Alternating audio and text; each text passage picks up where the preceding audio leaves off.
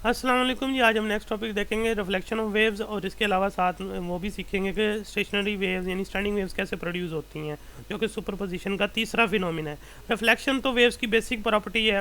देखें, जब वेव एक मीडियम में ट्रैवल कर रही होती है, अगर किसी दूसरे मीडियम की बाउंड्री पे जो है ना वो जाके स्ट्राइक करती है, तो पहले मीडियम में ही बाउंस बैक होती है। इसे नाम देते हैं हम रिफ्लेक्शन ऑफ वेव्स का। The bounce back of wave into the same medium from the boundary of another medium is called reflection of waves. तो रिफ्लेक्शन ऑफ वेव जो है वो डिपेंड करता है कि सामने जो मीडियम है उसकी सरफेस कैसी है, उसी लिहाज से जो लाइट अब रिफ्लेक्ट होगी और उसकी यानी वेवलेंथ कितनी चेंज होगी, फ्रीक्वेंसी कितनी चेंज होगी, और दूसरा फेस कितना चेंज होगा।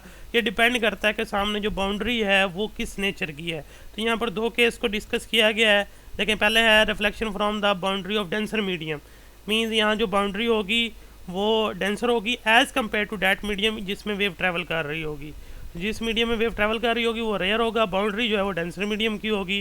तो क्या फ़र्क पड़ेगा? देखें यहाँ पर आप देखें एक स्प्रिंग, उसके साथ उसको एक सॉलिड स्पॉट के साथ जो है ना हमने टाई किया हुआ है। एक एंड से दूसरे एंड से आप एक जर्क प्रोड्यूस करते हैं, तो यानी क्रस्ट प्रोड्यूस होगा। मीन पोजीशन से अपर पोर्शन जो है क्रस्ट कहते हैं, लोअर को ट्रफ कहते हैं। तो ये क्रस्ट जो है वो ट्रैवल करेगा टूवर्ड द फिक्स एंड।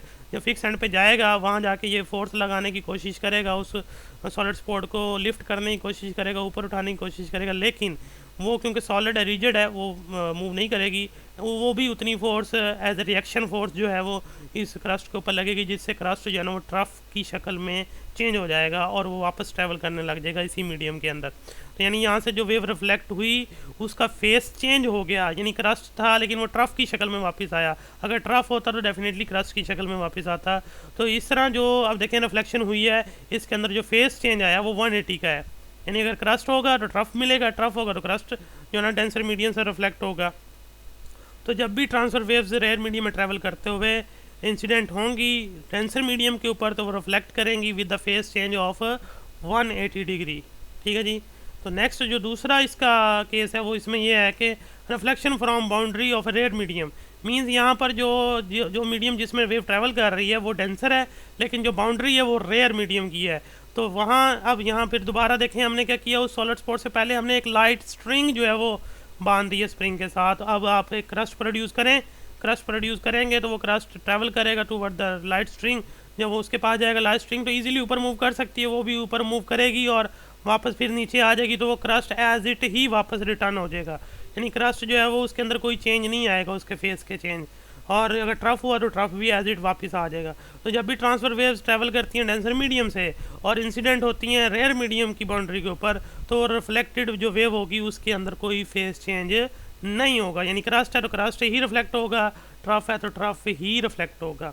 तो ये बेसिक जो इसके रिजल्ट्स हैं वो लास्ट में लिखे हुए हैं। यहाँ भी रिजल्ट लिखा हुआ है देखें, और पिछले वाला जो था इसका भी रिजल्ट लिखा हुआ। तो ये शॉर्ट क्वेश्चन में पूछे जा सकते हैं, डेफिनेशन के साथ डेफिनेशन भी तैयार रखनी है। अब आ जाएँ सुपरपोजिशन का तीसरा फिनोमिना, स्टेशनरी वेव्स।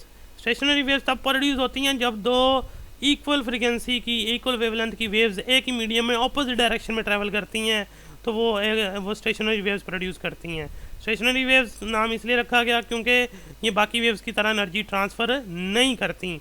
ये जस्ट इसमें मीडियम के पार्टिकल जो हैं कुछ मैक्सिमम और कुछ मिनिमम डिस्प्लेसमेंट के साथ जो वाइब्रेट करते हैं, तो उनको फिर हम नोड और एंटी नोड का नाम देते हैं। अब यहाँ देखते हैं, हम आपको डायग्राम से ये एक्सप्लेन किया हुआ है। देखें, यहाँ दो वेव्स एक तरह से उनके स्नैपशॉट दिखाए हुए हैं जो एक ही स्ट्रिंग के ऊपर हैं। एक जो ऊपर वाली वेव है ये राइट से लेफ्ट की तरफ आ रही है, और नीचे जो देखें वो लेफ्ट से राइट की तरफ जा रही है। पहला स्नैपशॉट देखें जो t=0 पे लिया गया। अब ये देखें दोनों वेव्स इन फेस हैं, तो यहाँ पर जो मैक्सिमम एक दूसरे को रिस्पॉन्ड करेंगे, यानी क्रस्ट पे मिल रहा है, ट्रफ पे मिल रहा है। अब मैक्सिमम आउटपुट आएगी, मैक्सिमम डिस्प्लेसमेंट आएगा। मैक्सिमम डिस्प्लेसमेंट के साथ पार्टिकल जब वाइब्रेट करेंगे इसे हम नाम देंगे ये एंटी नोड है। उससे आगे देखिए t/4 के ऊपर स्नैपशॉट देखें। t/4 के ऊपर जो स्नैपशॉट है वो ये शो कर रहा है कि यहाँ फेस डिफरेंस है, यानी जो वेव्स मिल रही हैं उनके दरमियान फेस डिफरेंस है, ऑपोजिट फेस है। यहाँ एक दूसरे का इफेक्ट कैंसिल आउट कर रही हैं। डेफिनेटली यहाँ जीरो डिस्प्लेसमेंट मिलेगा। जीरो डिस्प्लेसमेंट होगा तो हम नोड बोलेंगे उसको, यानी यहाँ जो पार्टिकल हैं वो जीरो डिस्प्लेसमेंट के साथ वाइब्रेट करेंगे तो उसे हम नोड बोलते हैं। नेक्स्ट t/2 पे आइए, वहाँ देखें फिर दोबारा वेव्स इन फेस हैं, मैक्सिमम आउटपुट शो करेंगी, मैक्सिमम डिस्प्लेसमेंट शो करेंगी, तो ये दोबारा एंटी नोड बनेगा। और आगे 3t/4 पे आ जाएँ, वहाँ जीरो डिस्प्लेसमेंट दोबारा आउट ऑफ फेस हैं, क्रस्ट ट्रफ पे फॉल कर रहा है, इस वजह से कैंसिल आउट करेंगी और एज ए रिजल्ट जो है वो आप देखें जीरो जो है ना डिस्प्लेसमेंट शो होगा। उससे आगे आ जाए t=t पे, फाइनली तो फिर दोबारा वो इन फेस हैं और एज ए रिजल्ट देखें एक दूसरे का इफेक्ट बढ़ा रही हैं, मैक्सिमम डिस्प्लेसमेंट शो कर रही हैं, या फिर एंटी नोड है। तो आप देखें यहाँ पर कुछ पार्टिकल्स जीरो डिस्प्लेसमेंट पे रहेंगे, कुछ हमेशा मैक्सिमम डिस्प्लेसमेंट पे रहेंगे, तो हम क्रॉस नोड और एंटी नोड के नाम से जानते हैं। यहाँ लिखा हुआ है, इसकी डेफिनेशन है। देखिए यहाँ एक स्ट्रिंग दिखाई हुई है जिसके दोनों एंड फिक्स किए हुए हैं। अगर आप उसको बिल्कुल मिड से प्लंग करेंगे, टाइटली उसको अपने जो ना टाई करते हैं दोनों एंड से, बिल्कुल मिड से प्लंग करेंगे तो वो एक लूप के अंदर वाइब्रेट करेगी। उसके देखें कॉर्नर के ऊपर जो पॉइंट्स हैं वो जीरो डिस्प्लेसमेंट के साथ, जो मिड वाला पॉइंट होगा वो मैक्सिमम डिस्प्लेसमेंट के साथ वाइब्रेट करेगा। तो ये बीच में देखें एक नोड और साइडों पे दो एंटी नोड बन जाएंगे। फिर ये एक बात और भी है, नोड से लेके नेक्स्ट नोड तक जो डिस्टेंस होगा उसे λ/2 कहते हैं। और एंटी नोड से नेक्स्ट एंटी नोड जो बनेगा, ये तो सिंगल लूप है ना, मोर देन वन लूप्स भी बन सकती हैं, तो नोड ज़्यादा एंटी नोड ज़्यादा भी आएंगे। तो एंटी नोड से नेक्स्ट एंटी नोड जो होगा, कंसेक्यूटिव एंटी नोड, उनके दरमियान भी जो डिस्टेंस है वो λ/2 ही होता है। तो याद रखना है, दो कंसेक्यूटिव नोड या दो कंसेक्यूटिव एंटी नोड के दरमियान जो डिस्टेंस है वो λ/2 यानी हाफ वेवलेंथ के बराबर होता है।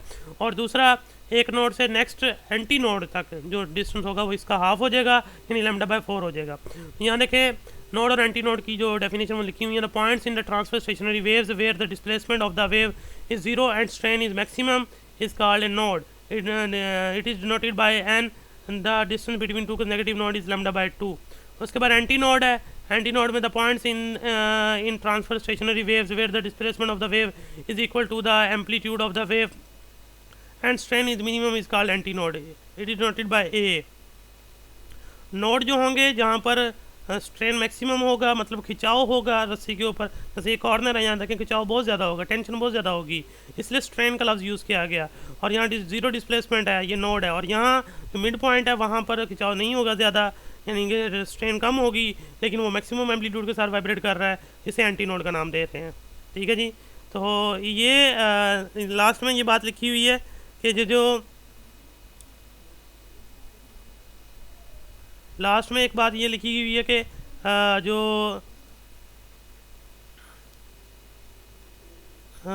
लास्ट में ये बात समझाई गई है कि जो बाकी वेव्स हैं वो तो एनर्जी ट्रांसफ़र करती हैं from one place to another. यहाँ पर देखें कुछ पॉइंट जीरो डिस्प्लेसमेंट के साथ हैं और कुछ जो हैं वो मैक्सिमम डिस्प्लेसमेंट के साथ हैं। इस वजह से जो चेंजेस हैं तो एनर्जी यहाँ से फिर ट्रांसफ़र नहीं हो पाती एक जगह से दूसरी जगह, जस्ट उसी के अंदर रहेगी। यानी कि अगर आप बात करें नोड पे तो यहाँ काइनेटिक फॉर्म होगी एनर्जी की, एंटी नोड पे पोटेंशियल फॉर्म होगी सारी यानी कि एनर्जी, लेकिन टोटल जो है ना वो नोड पे और एंटी नोड पे सेम रहेगी। अगर इन बिटवीन देखते हैं कहीं तो पार्शियली एनर्जी काइनेटिक में और पार्शियली पोटेंशियल में होगी। तो यहाँ पर जो पार्टिकल हैं वो क्योंकि यानी कि उस तरह रिस्पॉन्ड नहीं करते जैसे आपने प्रीवियस वेव्स में देखा है, तो डेफिनेटली यहाँ पर जो है ना ये एनर्जी ट्रांसफ़र नहीं करेंगे। और इस तरह जो यहाँ लिखा भी हुआ है देखें, when these particle pass through mean position energy is Holi kinetic energy यानी पोटेंशियल एनर्जी जीरो, यानी जो मीन पोजीशन से पास करते हैं तो डेफिनेटली ये जैसे एंटी नोड जब यहाँ मिड से पास करेगा तो वहाँ सारी एनर्जी काइनेटिक फॉर्म में हो जाएगी, पोटेंशियल जीरो हो जाएगी। In between these two points any displacement the energy of the particle partially kinetic and partially potential total energy of the particle in the wave is remain constant. तो total energy जो same रहती है और जब extreme पे होगा तो potential होगी। तो इस तरह अगर इन बिटवीन होगा वो कह रहा है कि पार्शियली काइनेटिक एनर्जी होगी, पार्शियली पोटेंशियल होगी, लेकिन टोटल जो है वो सेम रहेगी। तो इसमें एनर्जी जो है ना वो कंजर्व रहती, मतलब अंदर स्टोर रहती है कह लें, लेकिन वो ट्रांसमिट नहीं होती जैसा कि बाकी वेव्स जो है ना वो कर रही थी। तो इसमें फिर आगे नेक्स्ट ये quantization of stationery waves stretch string ये पढ़ेंगे हम, इसकी फ्रीक्वेंसीज और वेवलेंथ कैलकुलेट करेंगे और स्पीड के फैक्टर्स भी बताएंगे। तो वो लॉन्ग क्वेश्चन है, बहुत इंपॉर्टेंट भी है। फिर उसके बाद एयर कॉलम भी वाइब्रेट करेगा पाइप के अंदर, वो भी देखेंगे। अल्लाह हाफिज़।